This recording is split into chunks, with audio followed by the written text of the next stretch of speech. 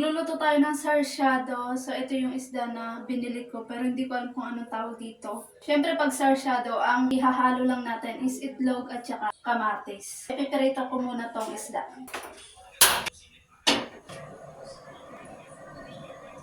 Binabaran ko ng asin tong isda para magkaroon siya ng lasa.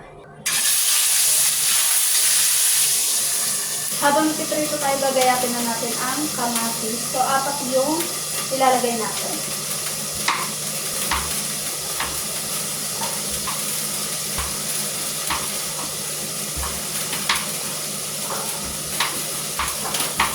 Tinatanggal ko nga pala ang buto ng kamatis.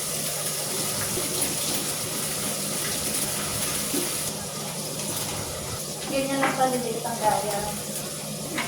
Hilaw-hilaw pa ito. Mas maganda sana kung hinog na talaga. Para malambot.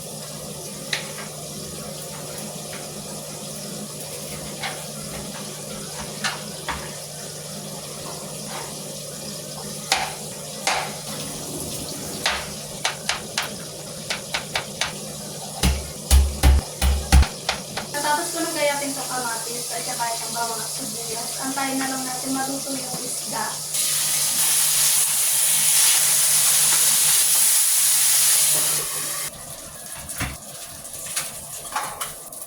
Tapos na natin iprito ang isda, dito na tayo magigisa sa pinagprituhan natin. Hindi na nga pala ako nagdagdag ng mantika. Ilagay na natin itong kamatis. Antayin lang natin itong lumambot. Mas maganda kung durog siya para yung lasa niya is lumabas. Timplahan na natin para magkaroon siya ng lasa. Kunting asin. Takpan muna natin. Tingnan natin kung malambot na konti pa. Dapat ganito. Dapat ganyan. Pero mas maganda kung durog na durog. Konti pa.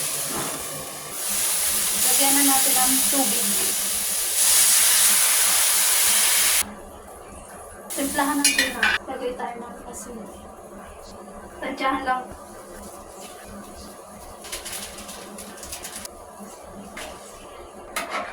Ilagay na natin itong isla. Para magkaroon lasa. Antayin natin kumulo.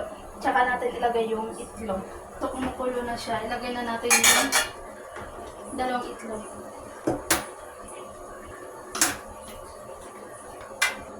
Yan, okay na. Patayin na natin.